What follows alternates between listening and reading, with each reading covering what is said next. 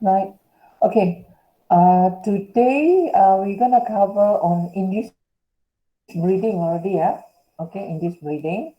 Okay. Induced breeding actually we can divide it into two. Kejap slide kenapa tak jalan? Okay.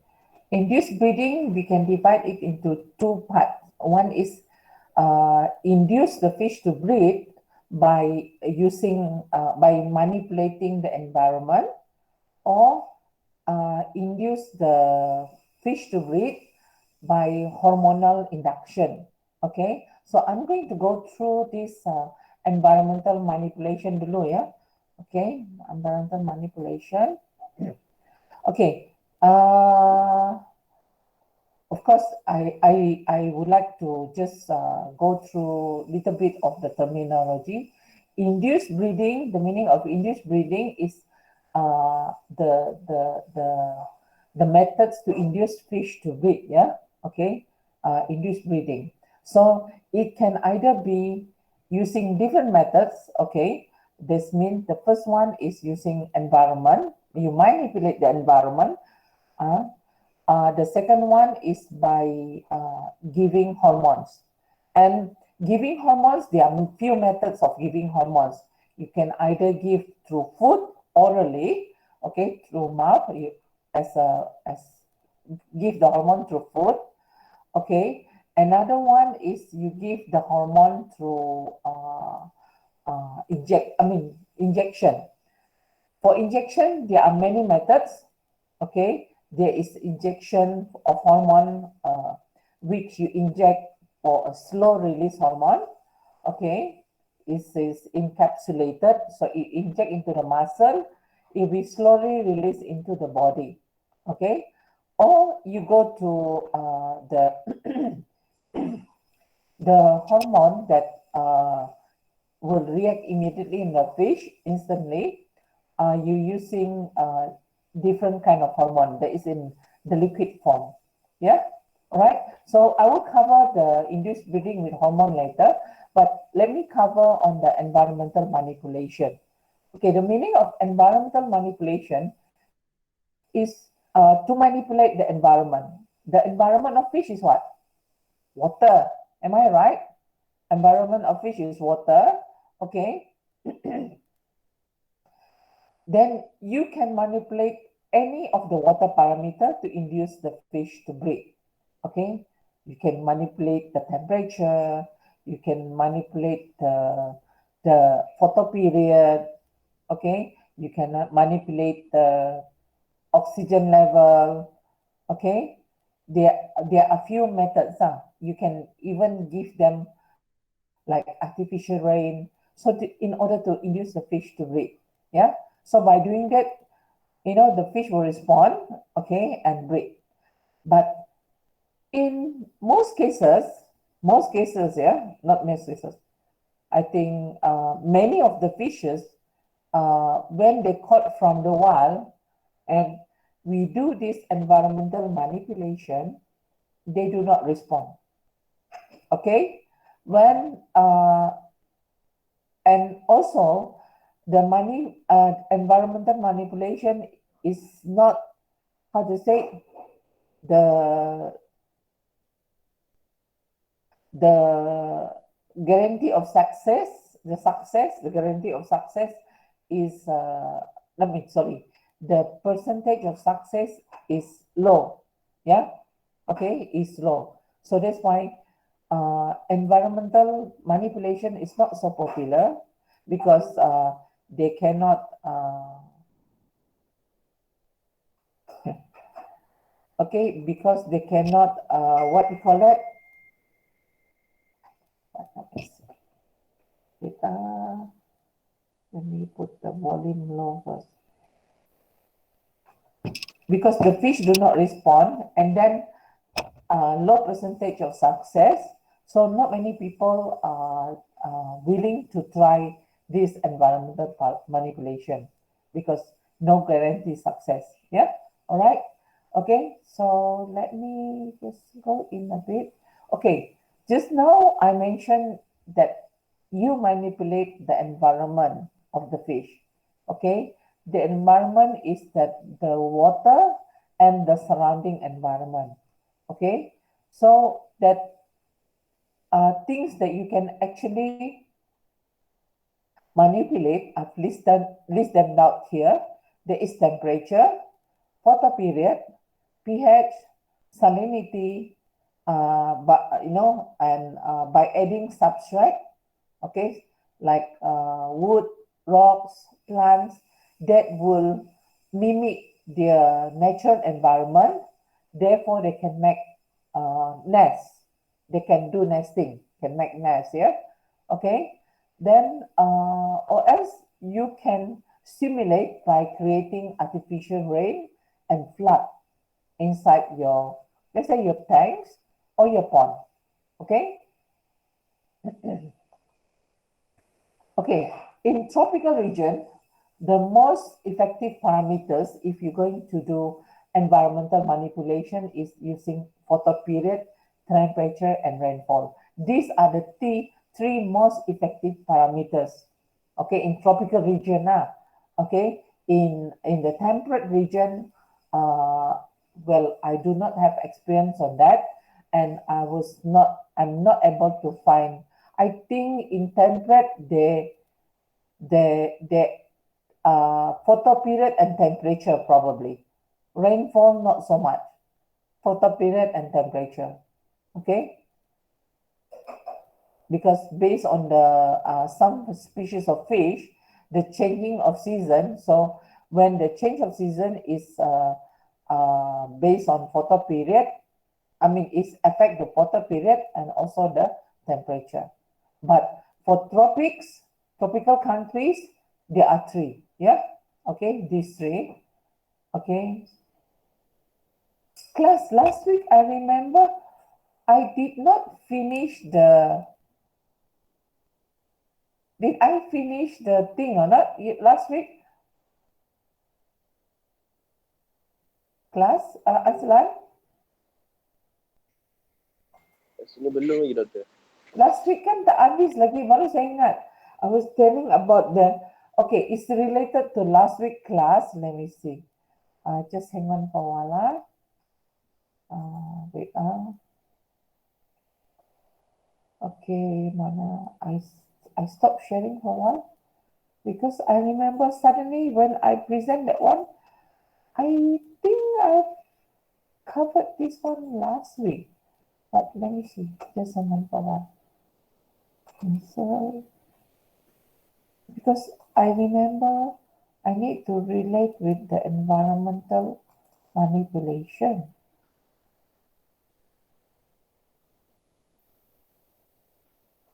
Dah habis last week, dah habis. Okay, dah habis. Okay, tapi there's one diagram last week which had last week kan saya cover natural spawning.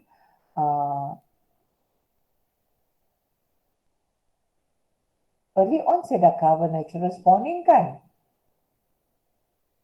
Dah, yang seasonal tu. Ada. I did. Okay. So, yang environmental manipulation, I show you this one.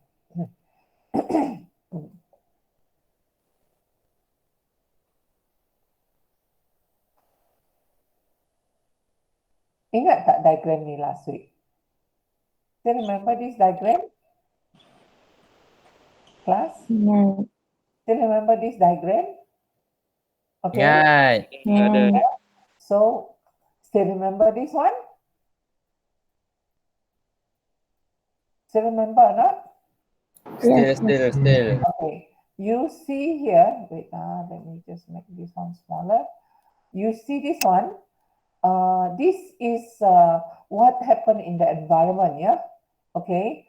So, as I mentioned last week, that the fishes get stimulated but by the changes in the environment. So their environment is the water. So like here, we have a thermometer. The fish can feel the change of temperature, and the fish eye can see what happening surrounding, can see that the surrounding getting dark because the photo period, okay, and also they can, there is photo period, and also they can feel when the rains come. They can see the rain, they can feel it. All right. So this is what stimulated the gonadal maturation that leads to certain reaction from the hypothalamus to the pituitary and then to the gonad. Okay. I will explain that in detail when I cover on oogenesis and spermatogenesis, because this is related to the oogenesis and spermatogenesis. All right. So then finally, when this hormone react to the gonads, if in the female, that will stimulate the gonad to ovulate, meaning the release of eggs. And at the same time, the male will stimulate the male to spermiate. Okay, spermiation will occur in a male by the release of sperm. And this male will release the sperm on the eggs. You still remember last week video on the salmon? You still remember? Yes. Yeah. So it's related to that kind of occurrence in a natural environment. Yeah. Ovulation and spermiation occur, whereby eggs is released immediately by followed by the male, which he will spermiate, or spermiation will occur. He spray the sperm on top of the newly released eggs. So this occurrence is very fast, yeah, instant, very is an instant. All right. Okay, so this is last week. I just want to recap because this is related to environmental manipulation. Wait, my slide. Okay. Okay. So okay. Then, okay, I would like to cover on the effects of water parameter change on the gamete maturation and release. Okay, just now I show you the the drawing of fish and all. Okay, this is what I prepare. Okay, this is what I prepare. Okay, this based on the happening, the actual happening in the fish, in the environment, then with the release of the eggs and sperm. Okay, so what happened? Okay, I put it in a flow chart so you see the sequence of event. The sequence of event. Okay, the first event here is the environmental stimulation. Okay, this is the stimulus. The stimulus here is that that stimulate the fish to respond. Okay, in the environment, the environmental parameter we have is photo period, temperature, and rain. Okay, these three parameters, okay, they stimulate, is a is a stimulus to the fish, whereby the fish can see with the eye, can feel with the skin, and also, okay, this is a pineal organ, it's a special organ, it's a receptor. Okay, it's a very sensitive organ. They sense the change in the environment. Yeah. Okay, and they respond. This is endocrine organ. Yeah. Okay. So these are the receptor. Okay, receptor. Okay. So when the change in photoperiod, temperature, and rain, the eye, the skin, and the pineal organ can feel it. Once they feel it, then they have this, what you call it? You know, I give you example. If suddenly you touch something, you touch a hot cup, okay? You touch a hot cup, you feel it's hot. Then immediately your hand pull back, okay? So that is your reaction, okay? Your stimulus is the temperature, and then your receptor is your skin, because you feel it hot, then you pull. Okay, But the thing is that this information, once you feel it hot, immediately send to the brain. Okay, we have neurons, we have what we call that, how to say, your neuron receptor, they send information to the brain, and the brain will process it and will make you pull up your hand. Sorry, class, I got phlegm. Class, so far you can understand or not? Yes. Okay, so then this information is sent to the brain. Okay, from the skin, the neuron, they send the information to the brain very fast. Sorry, very fast. Okay, so the brain, you have one part of brain we call the most important part is the hypothalamus. Hypothalamus produces hormones, okay, that that uh, in reflect of the information that sent in by the receptor, okay, that sent in by receptor, okay, the eye, the skin, the pineal organ, okay. So in this case, for breathing, hypothalamus will produce a hormone we call gonadotropin releasing hormone, or in short, we call it GnRH. Okay, okay, you have to get used to this term, GnRH, gonadotropin releasing hormone. Plus, GnRH and gonadotropin, they are not the same, yeah? GnRH and gonadotropin only we call GTH. GTH, yeah? We call it GTH. Okay, so hypothalamus produces gonadotropin releasing hormone, okay, then send it to pituitary. This pituitary is located just as at the bottom of the hypothalamus, just beside the brain. So pituitary is part of the brain at the bottom. Then this pituitary will actually, in reaction to gonadotropin releasing hormone, they will produce GTH. GTH, there is gonadotropin hormone. And this gonadotropin hormone, after pituitary produce, they send to the gonad. Okay? What is gonad? Remember what is gonad? Reproductive organ. Give example of gonad. Ovary, testis. Yes, correct, Afrina. Okay, so ovary dengan testis. So gonadotropin will be sent to the gonad, either is male or female. So to the gonad, there is ovary and testis. And in return, upon get stimulation from upon getting GTH, gonadotropin, this is gonadotropin hormone, yeah, the gonad will produce sex hormone. Okay, gonad will produce sex hormone.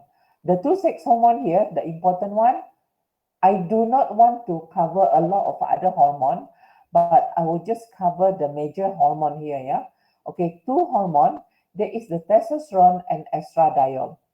Okay, testosterone and estradiol, okay, that will actually induces the gonad to mature and reach final maturation.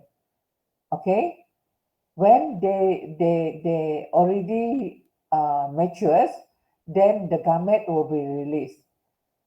When I'm talking about gamete, I'm referring to the sperm and the eggs. Just now you're talking about the gonad, the testes, and the ovary. So testes and ovary will produce eggs, then testes will produce sperm. All right. So upon reaching final maturation, when they get enough stimulation of the hormones, okay, what will occur? The release of the gamete, the release of the sperm, and as well as the eggs. So that terms, we call it release of sperm, we call it spermiation, and release of eggs, we call it ovulation. Okay? Yeah? Okay? in fish breeding, okay, I just like to share with you a little bit, what you call it, information on spermation. Not so much a problem for people who breed fish, but the main problem is with the female, the ovulation. Okay, throughout my working experience, there are times we get matured fish with eggs, fish with eggs. Then when we inject plus, uh, hello, Yes, Doctor. is you can hear me clearly or not? Yes, Doctor. My Yes. my video is blinking. Is it yours? No, Yes. I think the line Your has video only. my video ni ya. Okay, class. If Azlan ya, kalau the line drop, you WhatsApp me Azlan Okay. Okay, let me know. Okay, because I think the internet is unstable. So bila unstable kadang-kadang dia pandai drop. Saya tak nak bercakap seorang pula.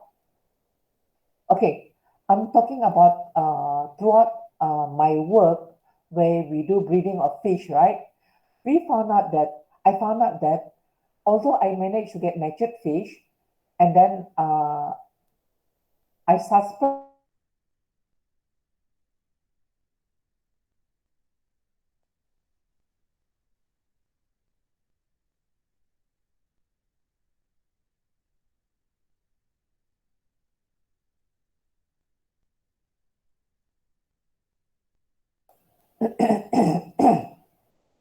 hello. Hello, Hi, hello. Doctor. Okay, sorry, betul-betul terputus. Okay, where was I?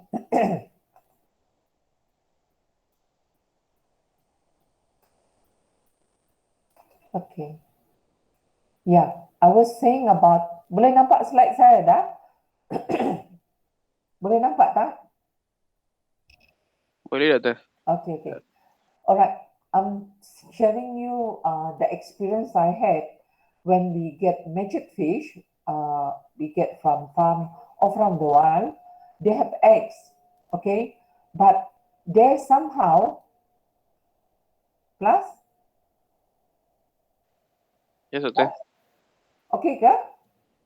Okay. Okay, sorry. Because I worried. Alamak, blinking lagi balik. Kenapa lah internet hari ini ni? Okay, just inform me if something went wrong. I off my camera lah. I off my camera. I think so that, dah off pun. Azlan, still can you hear me, Azlan? Boleh, Doctor. Okay. Because I think the internet is unstable, so I off the camera would be better. Okay. So what I found is that the question pop up to my mind. The fish is matured. The fish has eggs, but when we inject the fish do not ovulate. I give hormone injection. The fish do not ovulate. Okay, class. Sometimes when you get fish from the wild, probably you get them at early maturity. Therefore, sometimes you have to give them, instead of one injection, you need to give them 2 injections. Some people, they give 3 injections, but in most cases, people give 2 injections. For those fishes that do not respond instantly to injection, okay, they are very slow. So fishes like, kela, what else? Patin buah, patin buah, even patin siam. When we did breeding for patin buah and patin siam, we need to give 2 injection. Kela as well, 2 injection. But when I do curly, what do you call that? Kerai, lampam Jawa, okay? What other fish? Baung. Baung need 2 injection also, yeah? Baung need 2 injection as well. Okay, ikan bau. All right.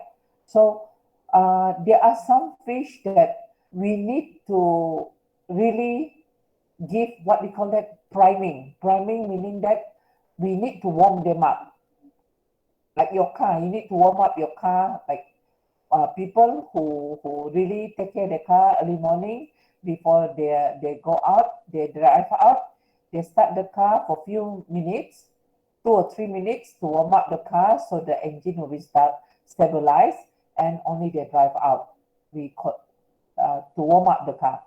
Okay, so the same with the fish. We need to do priming. Priming, we give very low dosage of hormone.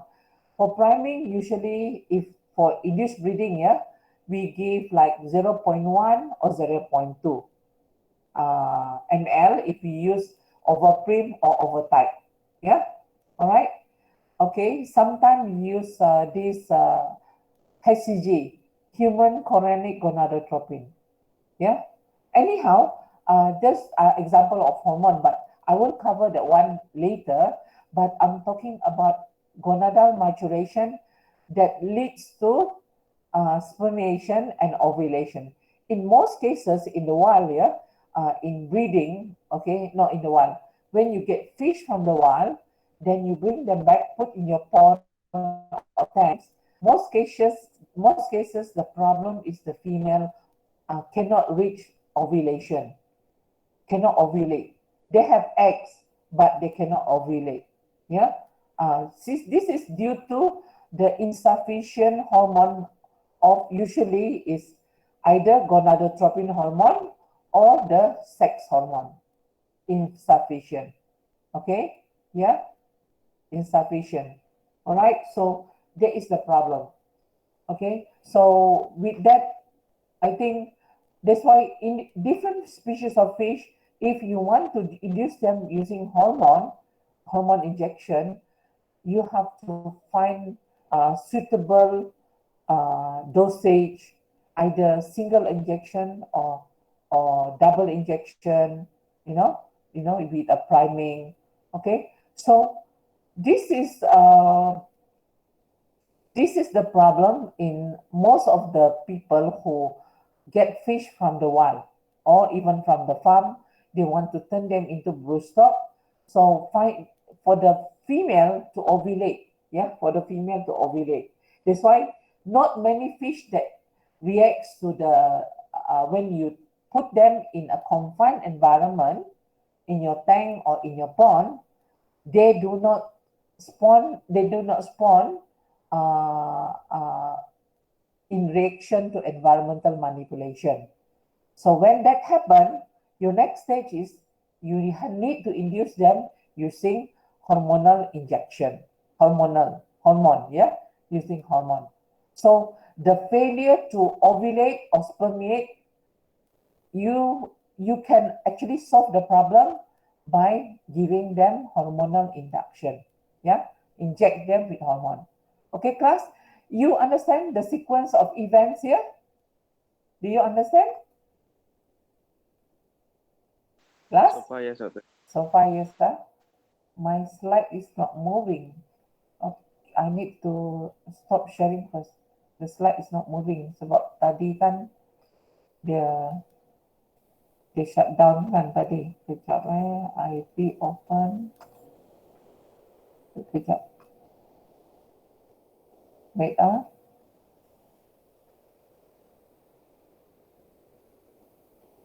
Natural spawning. Ya. Oh, bukan natural spawning. Environmental manipulation. Where's the slide? Okay. Slide.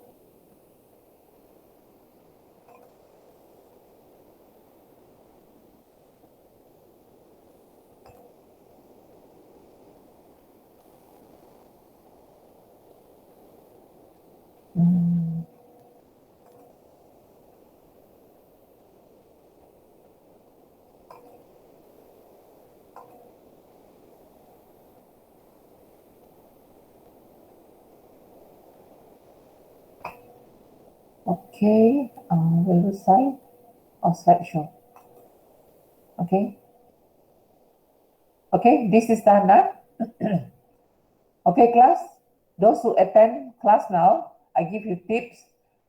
This one will come out in first test or final exam. I can't remember. All right. Okay. Gonadal hormones. Okay. Gonadal hormones, there are two hormones. Yeah, I mentioned just now. The main hormones that is from the that produced by the gonads. The testes produces testosterone, while the ovary produces estradiol. Estradiol. So this hormone, they are also called the testosterone. They call it androgenic hormone. Then the estradiol from the ovary, they call it estrogenic hormones. Yeah. So remember that, yeah. Okay. Okay, today we have few flow chart that you need to how to say, to actually understand. Okay. Okay, few flow chart. Mana kita tengok stabil dapat. Okay, maybe okay dapat. Okay, few flow charts. Okay, that is that is quite important, yeah. Few flow chart. Can you see my slide? Apa? Plus, boleh nampak slide saya tak? Yes. Vitellogenesis and egg maturation. Nampak? Nampak. Nampak Okay. Okay. Okay. Remember I mentioned just now, the main problem when breeding is in the female, to get the female to ovulate. Yeah, to get the female ovulate. Let us, before I go further, I would like to you to understand this is a little bit more on the higher level. Okay, this is on the endocrine level. Okay, where we need to see how the organ or the development of the gonads, in this case the ovary, react to the hormones, and what are the important partners or factors that affect this gonadal, I mean the ovarian maturation, egg maturation. All right. Okay. Just now I mentioned in the main flow chart just now, we get the environmental manipulation. Okay, that will send message to hypothalamus. Hypothalamus will produce GnRH. There is gonadotropin releasing hormone. Send to pituitary. Pituitary, in response to GnRH, will produce GTH. There is the gonadotropin hormone. Okay, why this thing is here? Plus, you see this one are not here? No, Still at vitellogenesis. Okay. Okay. And then, okay. And then the gonad, in this case, class, now I'm talking about specifically about ovary only. I'm not talking about testes in this point of time. Vitellogenesis is related to ovarian maturation.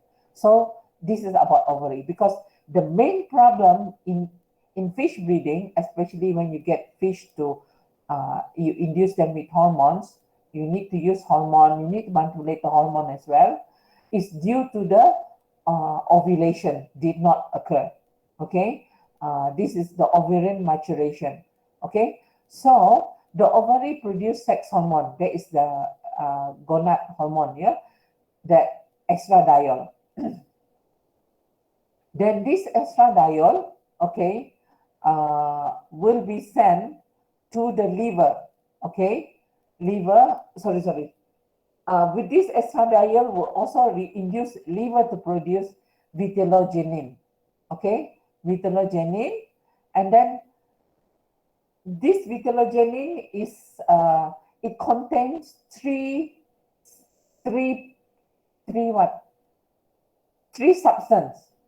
Okay, ada 3 bahan dalam vitellogenin ni. Vitellogenin ni dihasilkan oleh liver, ya. Okay, is produced by the liver. It contains three substances. There is carbohydrate, protein, and lipids. Three things, carbohydrate, protein, and lipids. Okay, this is for what?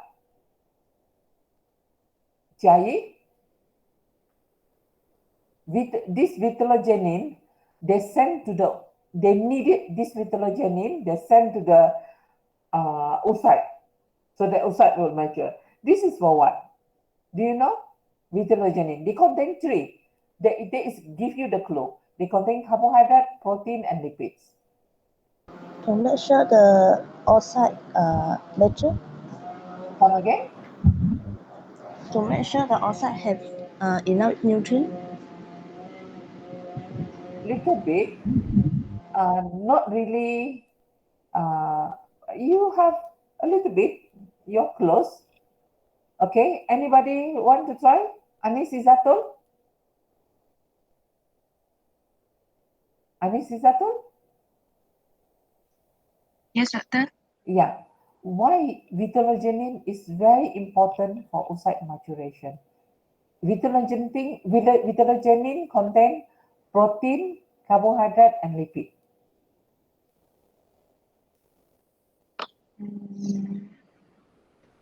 Not sure, doctor. Nutrient for egg, Yes, Nurul Syuhada? provide nutrient for egg. Jai also mentioned just now, provide nutrient for the egg. Yeah, you correct in a way. Okay, carbohydrate, protein, and nutrient, they are nutrients, yeah, correct? Okay, so when they send to the gonads, the eggs, they receive these three things, this vitellogenin, then the eggs grow bigger.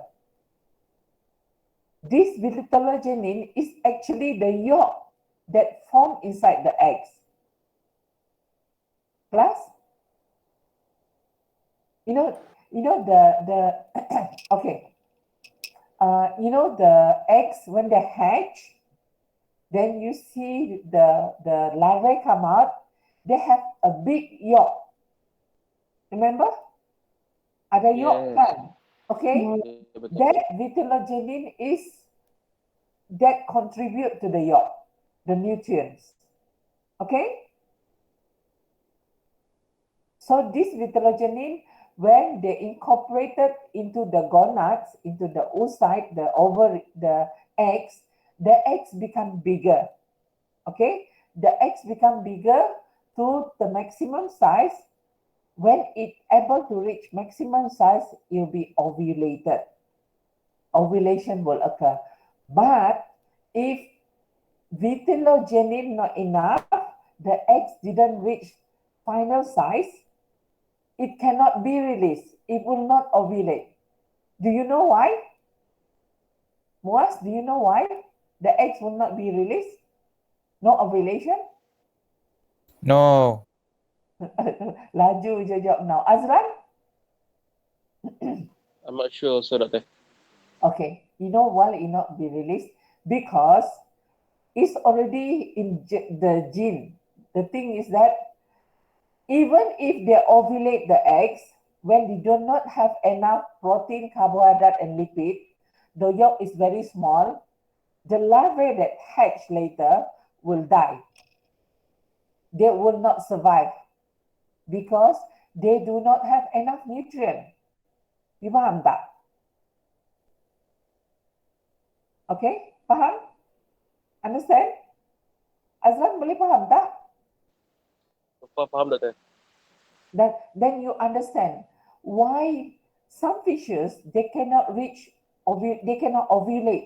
because dia punya telur tu the eggs have not received enough vitellogenin. Okay, have not received enough vitellogenin. Dia tak cukup karbohidrat, protein dengan lipid. Okay, alright. So this process whereby the liver produces vitellogenin and send to the oocyte so that to increase the egg size, so to as a supply, as a nutrient supply for the eggs. okay, for the larvae when the eggs hatches. Alright, kalau dia tak capai saiz tu, ikan macam mana pun dia takkan ovulate. You boleh picit telur keluar, you boleh picit telur mesti boleh keluar, tapi dia takkan boleh di fertilize. Okay, because the thing is that I don't know. It's the thing is the genetic program in the animals. Okay, even in human, if you do not have enough nutrient, then you cannot ovulate also. Okay, you cannot ovulate. Same with the animal. You need to give them enough nutrient. Yeah. All right. That's why, in relation to that, okay, when you do fish breeding, you do not, if the fish is sick or injured, you do not use them for breeding. Faham tak? Because the liver will not able to produce enough vitellogenin for oocyte maturation, because most of the energy that is coming from the carbohydrate, lipids, and protein is being used for tissue recovery. So class, paham tak the relation here? Paham ya? Doctor, Yes, Safini. just curious. How I want to know that the egg didn't get enough vitellogenin? Okay. If you're a scientist, okay, there is a way for you to study, okay. You can, because this vitellogenin is sent through the blood, right? Okay, you can actually take the blood and measure the vitellogenin in the blood. But then again, if you, for this for research is okay, but if you're going to use the fish for breeding, so you're going to make the fish stressed and injured, because you need to take a needle to take the blood out, and then the fish will be very stressed. Even though you put anesthesia, you pengsankan ikan, tapi ikan tu dah exposed to stress. Alright? But for, if you, to answer your question, how to check the vitellogenin is actually you can take from the blood, and there's a kits, we call it vitellogenin kits that you can use to measure the vitellogenin, yeah, in the blood. Okay, the vitellogenin level. Okay, class. Okay, this process kita panggil whereby vitellogenin is incorporated into the eggs. We call it vitellogenesis. All right. So Safini, just now I answer your question or not? Not really. What do you mean? Okay, but that one can be used. It's just that can we just like look from the eggs? Is it like it's smaller or bigger? Okay. Okay. Is So that one no, harder? The yeah, easier way? yes, Safini. There is another way, okay, where we use catheter or to catheter is something, what do you call that?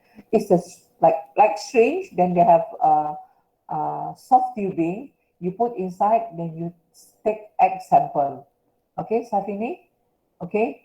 But then my past experience is that whenever we do that, we most of the time when we put tube inside the genital opening of the female, usually the female get injured. So they have internal bleeding. Of course, for research purpose, you can do that. So what you do, if there are certain fish that can do that, so you put the catheter and you take with the soft tubing, then you take a few eggs, and then you put on the petri dish, then you add, there's one solution, we call it, which you have to prepare, we call it clearing solution. We add onto the eggs. So, sorry, that one is, sorry, that one is different. That one is to see the stage of the egg.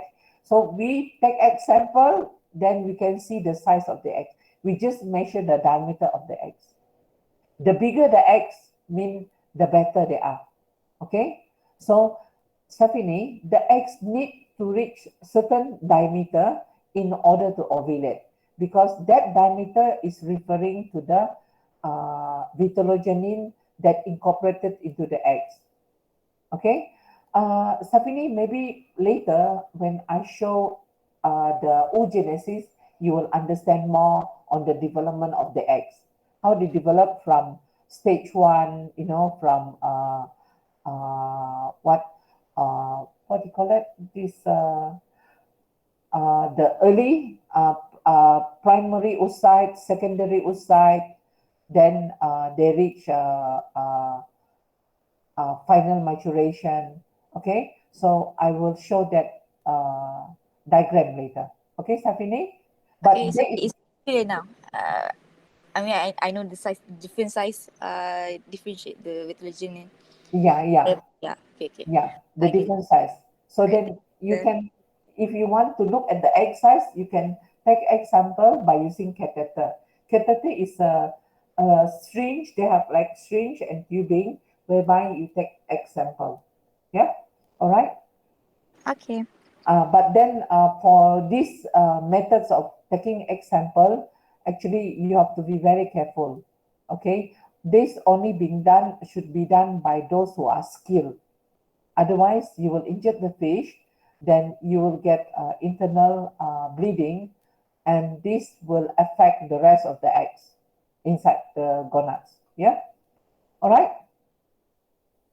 Okay, so when the eggs receive enough vitellogenin, they reach the the biggest size they can, then the eggs will get ovulated. So this is ovulation, meaning that there is a success in producing eggs. Okay, there is success on producing eggs, because if the eggs do not ovulate, no matter what you do, you cannot get an egg that can be fertilized. All right, class? Understand, yeah? So the process we call here is vitellogenesis. That's why vitellogenesis is very important, okay, for the eggs, not for the male. Male, not so much problem. The problem with fish breeding, if you ask anyone, mostly the problem is with the female ovulation, the release of eggs. Yeah? Hey, how come my slide tak nak gerak? I have to stop sharing first. My slide stop.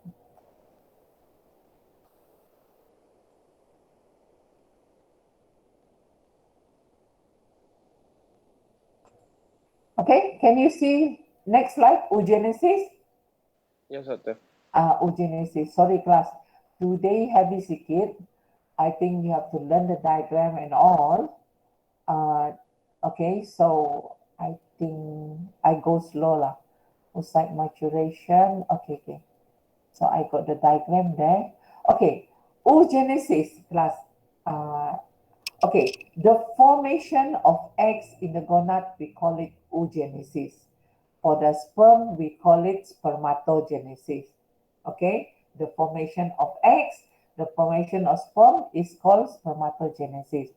Okay, for the female, oogenesis starts at very early stage during embryogenesis, when they are at embryonic stage. They're not yet hatched, yeah? They already start developing, although we cannot see them, yeah? We cannot see them. But then my past experience, when I get this fish, 1 month old, as I was able to see there are some primary oocyte or egg follicle, formation of egg follicle in the immature ovary. When I do dissection, I look at the ovary under histological observation. I was able to see egg follicles. Yeah, egg follicles, formation of egg follicles. They started very early. This is not the same with the male. Okay, spermatogenesis only occur when the male already adult. Okay, not towards adulthood. Okay, as compared to the female, when the embryo, at the embryo stage, they already start to form. Yeah, but we cannot see at the embryo stage. But we can see, I was able to see in 1 month old, we can see that the development of egg follicles in the ovary, in the gonads. Yeah, all right. But male, nothing. There's now no formation. Okay. So what happened is that in the process, okay, the formation, the first stage, the formation of follicle is that from the primary germ cell, they produces oogonia, okay, and then this oogonia, then they develop further, they become a little bit bigger, okay, they become primary oocyte, okay. This primary oocyte, where all the cell, they divide, they subdivide, okay, so that means the number increase, and then later they become secondary oocyte, where meiosis occur. You all take genetic, right? Meiosis is a process where they divide the chromosome, okay, they divide the chromosome. At secondary oocyte, all the eggs will turn into eggs, you know, they will carry a single, how to say, instead of 46 chromosome, they will carry only 23 chromosome. Yeah, yeah. So if, how to say, is meiosis is the division of chromosome. Siapa lagi tu nak masuk? Amirul. Amirul? Ya, Doktor. Amirul, dia okey ke? Sorry, Doktor. Dia baru bangun, Doktor. Ya, Sorry. Amirul baru bangun, macam mana kau ni? Ezman tak ada Ezman, what happened to Ezman? Semalam pun dia tak ada. Okay. Azlan tak tahu what happened to Ezman ya? Tak tahu. Izman dia tak sihat, Doktor. Okay, okay. Bukan COVID ya? Bukan, Doktor. Okay, okay. Kesian. Hopefully he get better soon. Alright. Saya kat mana tadi? Okay.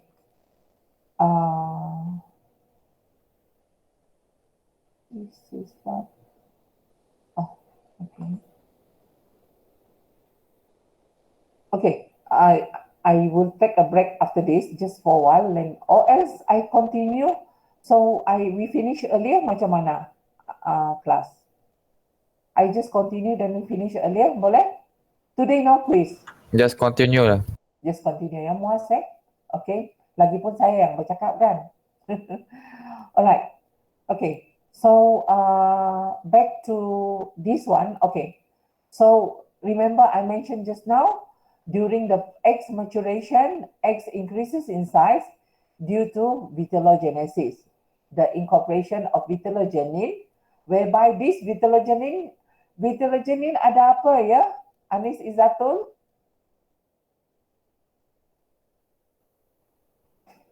Anis Izatul, are you there? Oh, Anis. Yes, Doctor. Sorry. Okay, okay. Anis Izatul. Vitellogenin tu ada apa ya?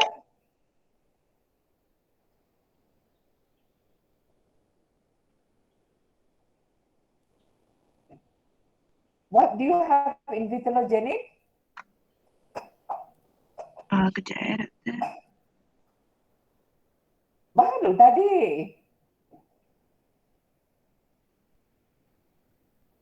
It's okay, Anis. It's okay. Muaz, what do you have in vitellogenin? Carbohydrate, protein, Satu lagi? another one, fat. Apa? Lipid. Lipid. Lipid. Fat. Ya. Lipid lah. Okay. Same lah. So dia perlu 3 bahan ni sebab 3 bahan ni adalah nutrien yang akan membentuk yolk. Faham tak? Dan 3 bahan ni adalah sumber makanan untuk ikan tersebut untuk anak yang baru menetas. Ingat tak, dia tak makan dari hari dia menetas sampai yolk tu habis. Dia bergantung pada yolk tersebut. That's why kalau yolk tu tak cukup, kalau saiz telur tu tak cukup, berarti dia tak cukup nutrient. So ikan, they're very smart. They will not ovulate the eggs when they do not have enough vitellogenin. Faham tak? Okay, kelas? Alright? Tapi kalau saya teach farmer, saya tak bagi tahu lah yang ini. Okay? Saya bagi tahu because you all UC student. You should be able to understand. Boleh faham kan? Boleh ya? Okay. So, this means vitellogenin incorporate into eggs, so the eggs increases in size. Because this vitellogenin kemudiannya akan menjadi yolk tersebut. Yolk tersebut yang ada nutrien, ada karbohidrat, lipid dengan protein, dia akan jadi sumber makanan larvae tersebut selama 2 hingga 3 hari. Dan sampai larvae tersebut, dia punya mulut terbentuk, digestive organ terbentuk, usus terbentuk. Okay? 2 hingga 3 hari. So, dia punya makanan datang dari mana? Protein, lipid, karbohidrat dari mana? Dari yolk. Dari mana dia dapat tu? Dari vitellogenin. Okay? Vitellogenin tu dia keluar dari mana? Dari liver. Okay, kelas? Boleh? Ya, guys? Okay, ya, guys? Okay, doktor, faham. Okay, good. Alright. So I go further. Alamak, my slide mati lagi balik. Sekejap my slide dia inactive. Where's my slide? Sekejap. Yeah, asyik.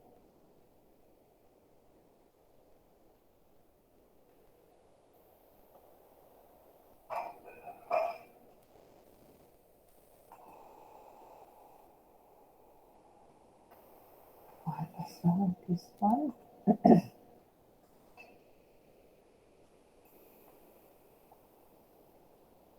Okay, you can see my slide, right? Yes, doktor.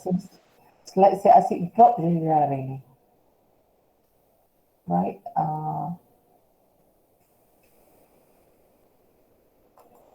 Alright. Okay. So, okay. For oocyte maturation, there are oocyte matured via vitellogenesis. Ini saya dah terangkan tadi. Oocyte tu akan reach final maturation dengan berlakunya proses vitellogenesis.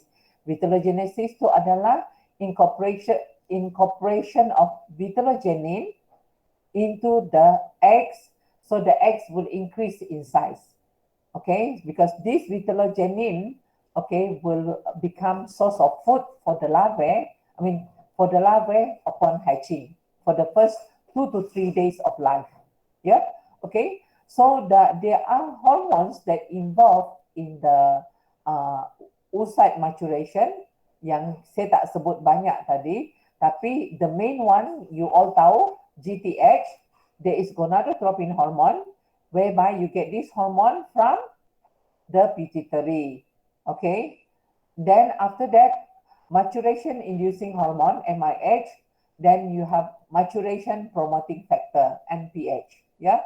So these are the one that induce the maturation of the oocyte. Yeah. Of the gonad. Okay. Ini diagram yang paling senang lah bagi you tengok. Okay. In the oogenesis, what happened is that in the female, okay, in the ovary of the female,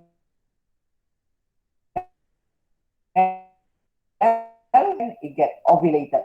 Okay, so what happened in the ovary? Okay, so dia akan dalam ovary tersebut akan terhasilnya sel yang kita panggil oogonia.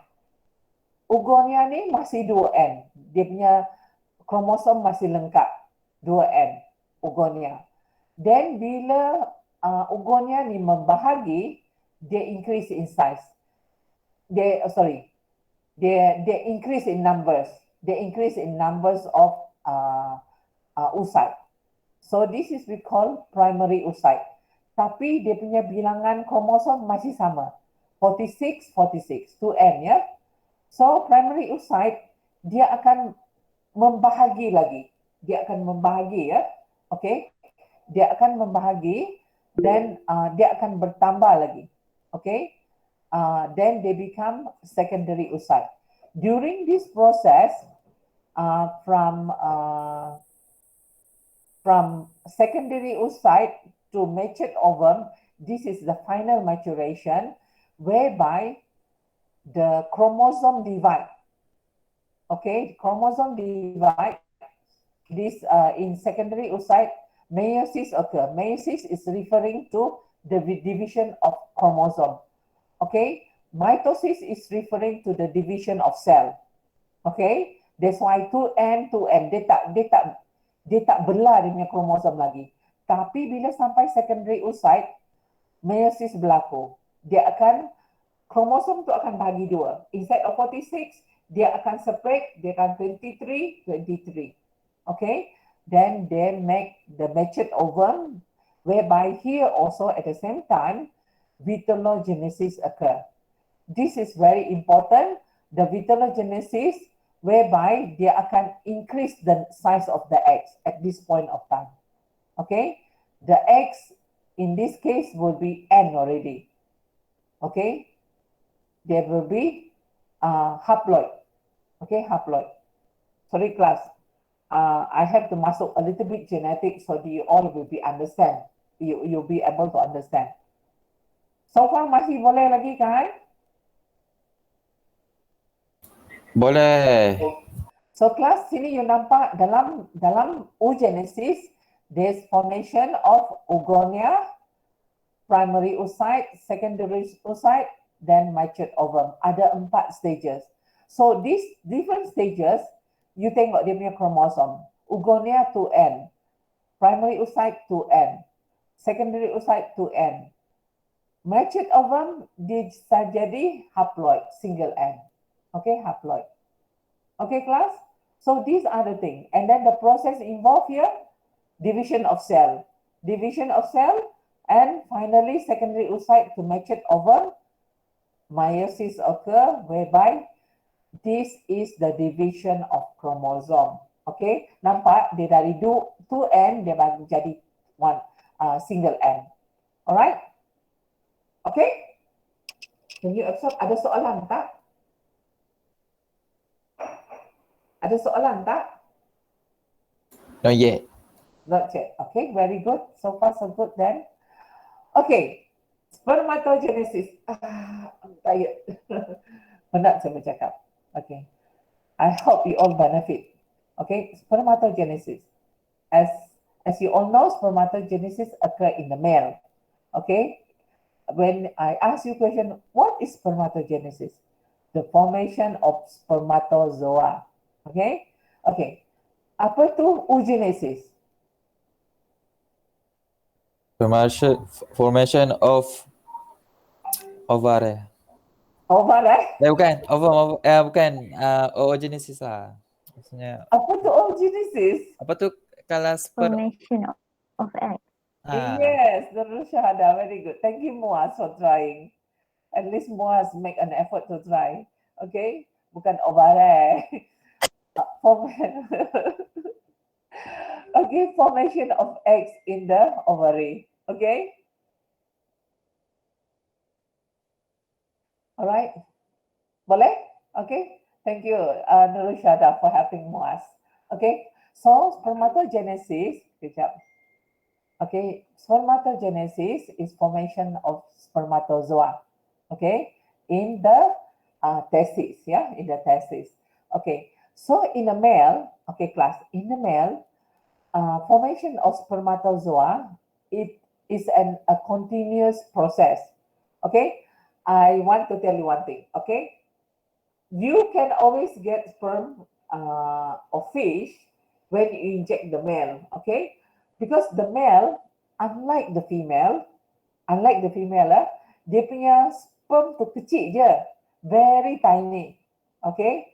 The sperm is in micron size, 1 to 2 micron saja size kepala sperm tu, very tiny. So they do not require much energy to form, and they do not require nutrient as well. I mean, nutrient in a sense, they do not need vitellogenin for the eggs, for the sperm. Okay, so actually in the fish, okay, you can collect sperm weekly from the fish. Okay, but for female you cannot, because formation of eggs, oogenesis, take long time. Okay, depending on species of fish. Kalau ikan tu kecil, maybe they will take about like 1 week. Sorry, 1 week, 1 month. Okay, bigger fish like kela, we give them about. We didn't really study the oogenesis in kela, but the thing when we observe to have successful egg production, we do 6 months. Even patin we do 6 months. So the oogenesis in the female, it takes months. Yeah, it takes months. Otherwise, it's the opposite for the spermatozoa, meaning that sperm production formation, yeah, is it occurs continuously in the testes of the man. So this means we can always collect sperm from the male every week, not a problem. Yeah, as long as the male gets stimulated and then they will spermiate. Yeah, you can collect sperm from the male. Okay, it's fast process. Yeah, that's why what you call that in okay in what do you call that, in one of our Department of Fisheries in Glami in Negeri Sembilan, they have sperm bank.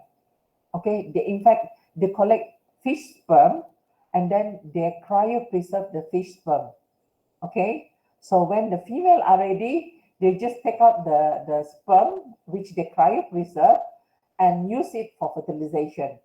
Yeah, okay, so they can use it anytime. Okay, so they do this mainly for fish like kela.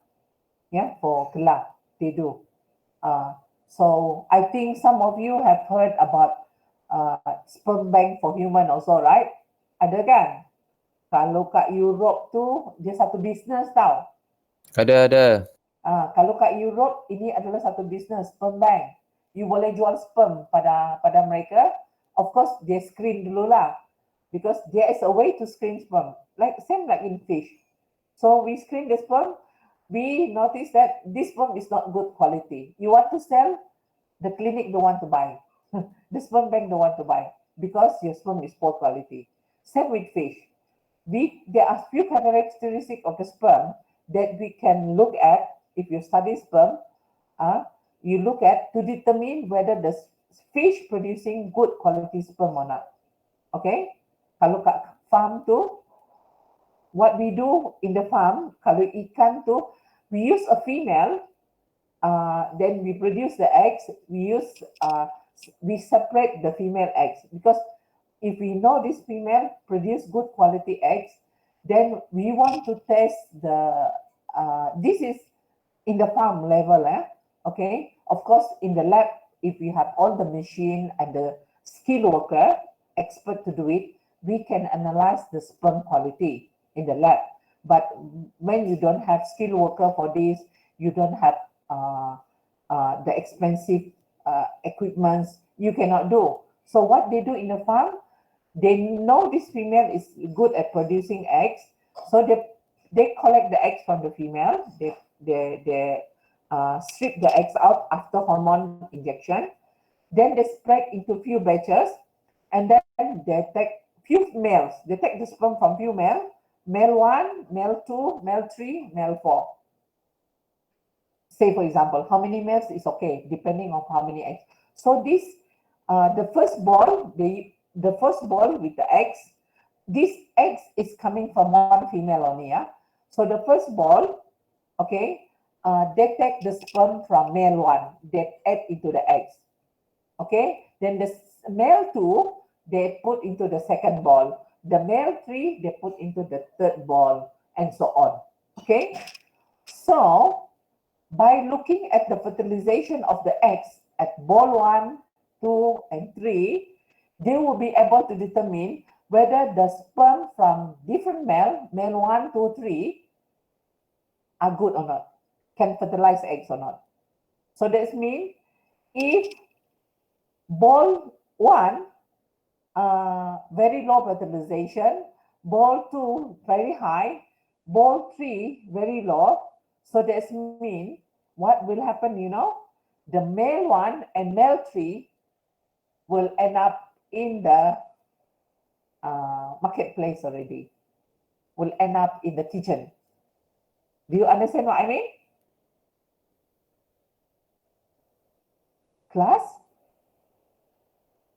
Yes. Doktor.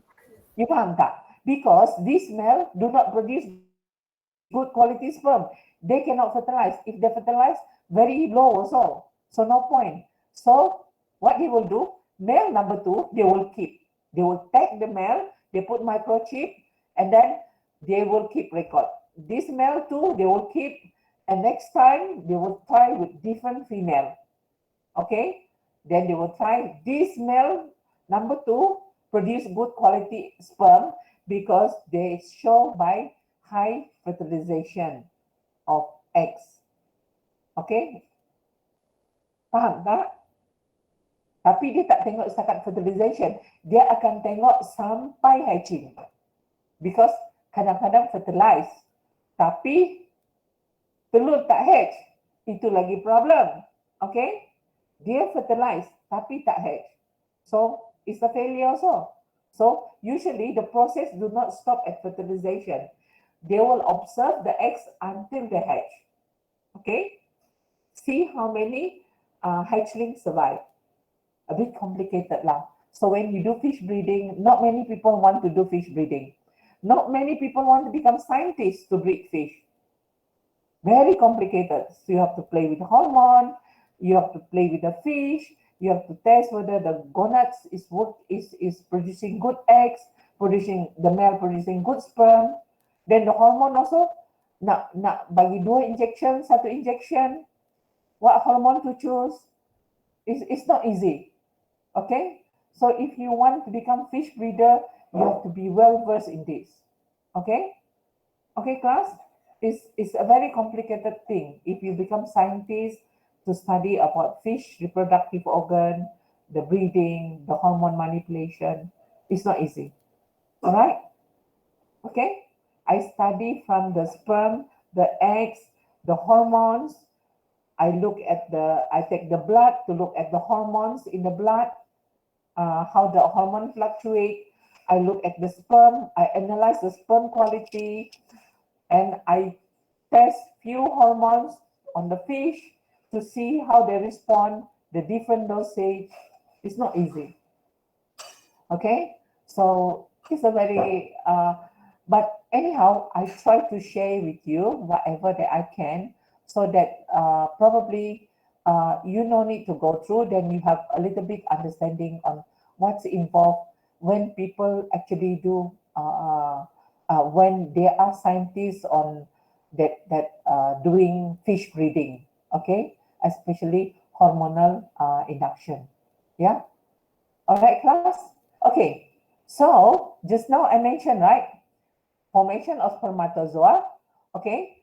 So the early stage of spermatozoa kita panggil spermatogonia. Okay, spermatogonia.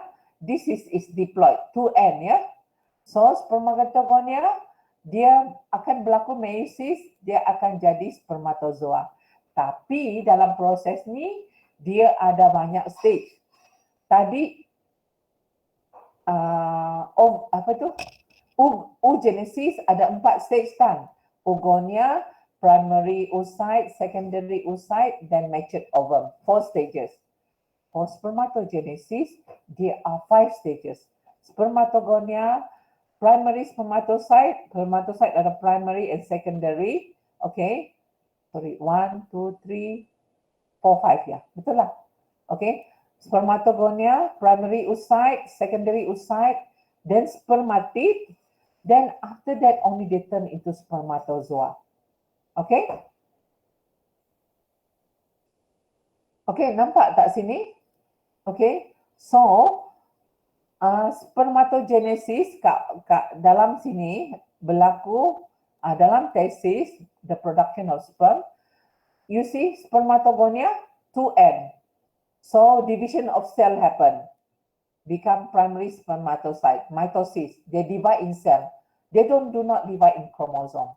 Okay. Then after that, they divide. Cell division continues. Secondary spermatocyte masih 2N. Okay, class.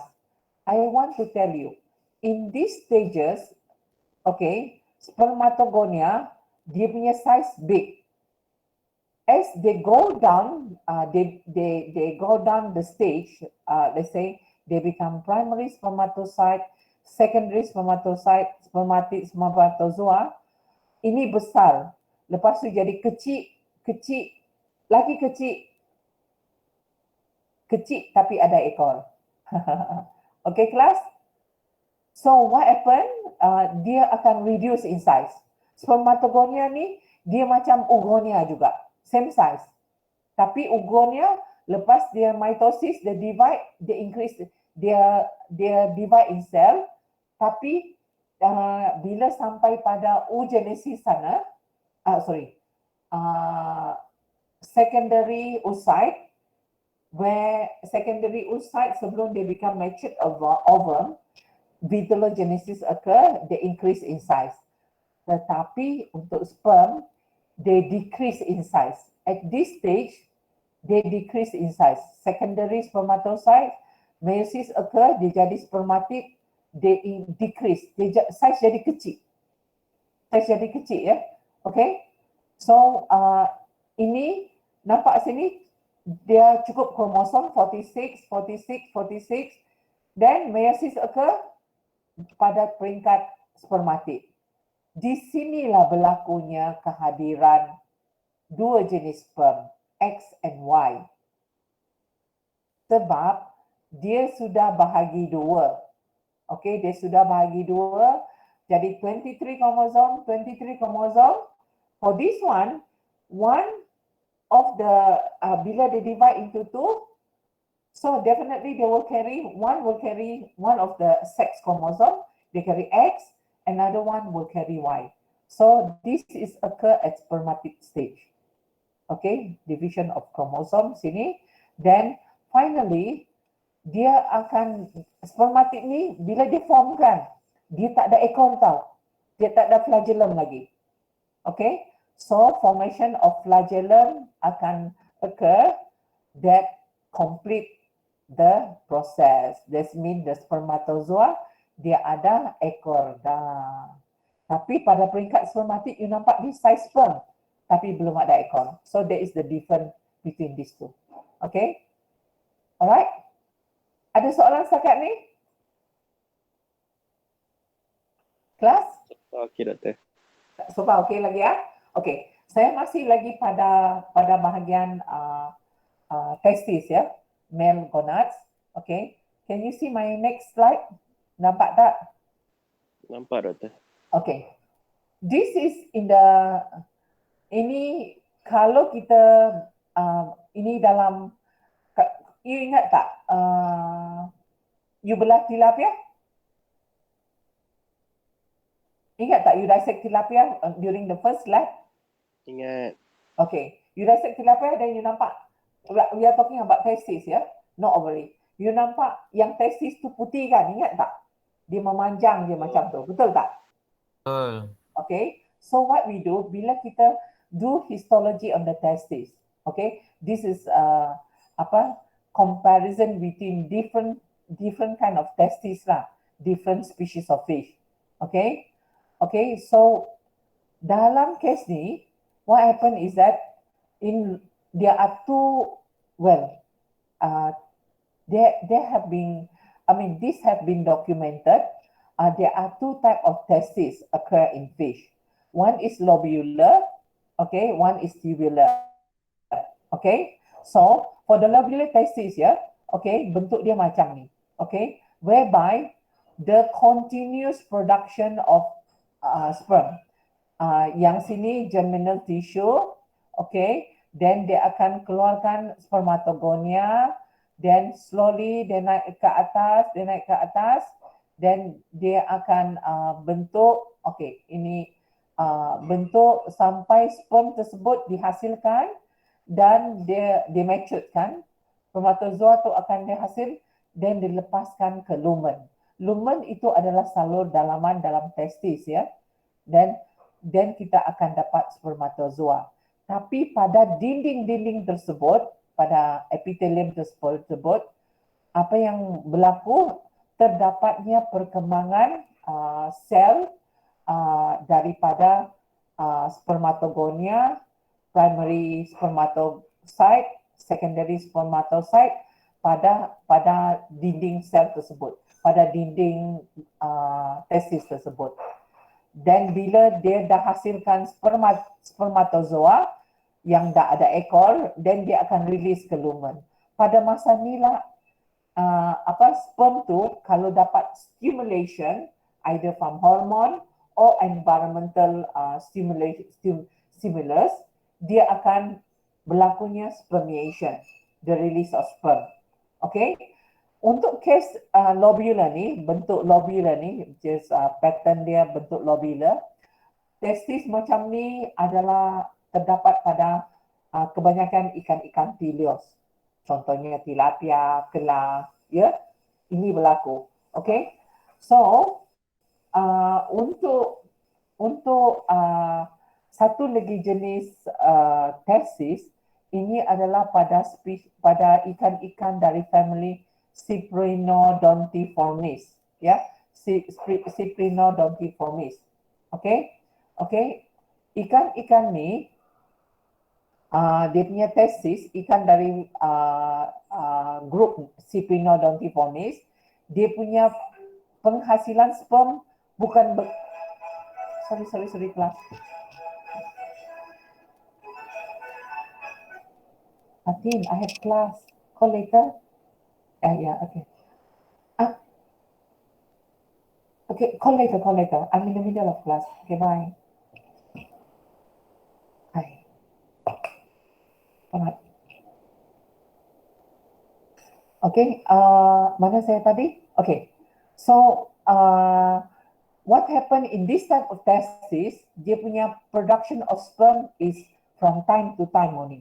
Dia bukan sentiasa. You nampak tak? Dia akan dari spermatogonia, dia akan develop into primary spermatocyte, secondary spermatocyte, then we become spermatid, then only release spermatozoa.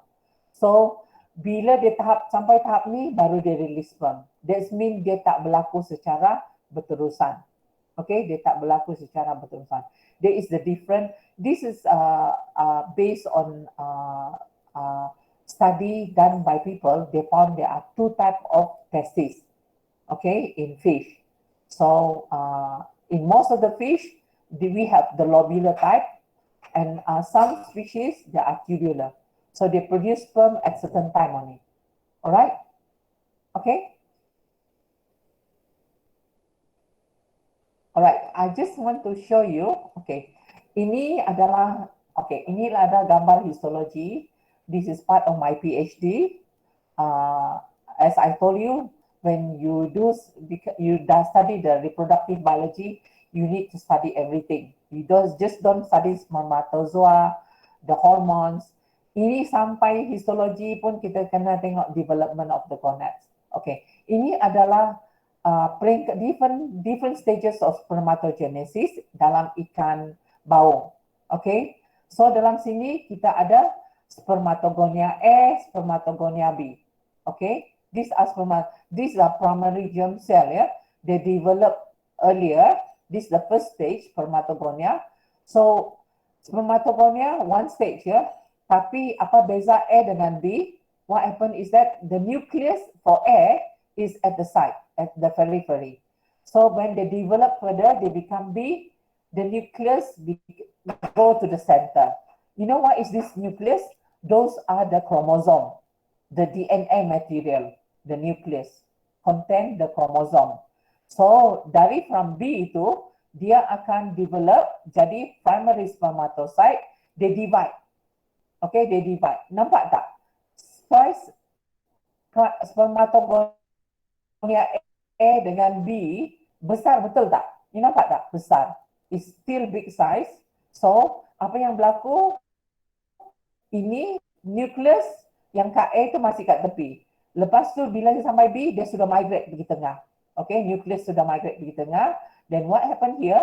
At primary spermatocyte, dia berlaku mitosis. They divide. Cell division. Dia tak divide kromosom lagi ya. Cell division. So what happened is that dia akan bertambah in size, tapi dia akan bertambah in numbers, tapi size dia jadi half. Dia belah dua. Cell division. So berarti kalau you bandingkan dengan spermatogonia A dengan B, you nampak dia makin kecil. Half the size. Sebab dia sudah membagi dua. Okay. Then bila dia pada peringkat secondary spermatocyte, you nampak tak sebelum ni? Primary spermatocyte, nucleus masih kat tengah. Okay, tapi dalam tu dia dah get ready nak membahagi. Okay, the nucleus. Tapi tak berlaku lagi pada primary spermatocyte. Pada secondary spermatocyte, you nampak. Dia punya nucleus tu nampak dah macam pecah. Dia pecah. You know why? The division of the chromosome. Okay, this berlaku pada secondary spermatocyte. Secondary spermatocyte. Sini saya tak ada spermatid ya. Okay, sini saya nampak spermatozoa saja. So, bila berlakunya pembahagian secondary spermatocyte ni, berlakunya juga pembahagian kromosom. Okay, so size dia akan jadi macam size spermatozoa ni. SPZ is spermatozoa ya. Nampak size dia tambah kecil, betul tak? Dia size tambah kecil. Dia opposite to oogenesis. Spermatogonia, dia divide, okay, dia masih lagi almost same size. Lepas tu bila sampai secondary oocyte, dia tambah masuk heterogenein. Jadi oocyte tu, egg tu bertambah besar. Tapi dalam kes spermatogenesis, sel dia makin lama makin kecil. Okay? Nampak tak? Alright, faham tak? Kelas? Faham. Faham ya? Alright. So this is what happening inside the gonads ya. Okay? So, kejap. Saya tengok dulu apa lagi. I think I sambung next week lah sebab I think 9:45 I sambung with the story of spermatozoa next week ya. Alright. Okay class, any questions so far? I think we stop now. Azlan kita stop kat sini Alright. Okay class. Any questions so far for now? Hello. So far tak ada, doktor. Tak ada? Okay. So, if tak ada siapa? So Kejap. far okay, doktor. Tak okay. Esman tak masuk Esman tak masuk tadi kan? Okay, Esman tak ada. Tak Okay, ada. okay, never mind. Hopefully he get better soon lah. Alright. So, if not, no question. So, I'll see you this afternoon at 2 p.m. Azlan, you nak datang awal ke Azlan? Yes, doktor. My group will datang awal nanti. You nak datang awal. Okay, class. You all should thank Azlan. After this, Azlan group will come a bit earlier. They will measure the fish. They ukur panjang dengan timbang berat. So by the time you all come in, tinggal you timbang makanan sahaja lagi. Okay? Okay, class. So what you need to do based on Azlan group punya calculation berat ikan tersebut, then you akan timbang makanan ya. Alright. And at the same time, please ya, bila you handle fish, you catch 50 pieces of fish masuk dalam tangki, please you have to release them slowly. Okay, class? Boleh tak? Okay, Doctor. You have to condition them, don't release so fast, ya. Alright. So Azlan, you dah bagi tahu Encik Awi tak, Azlan? Belum.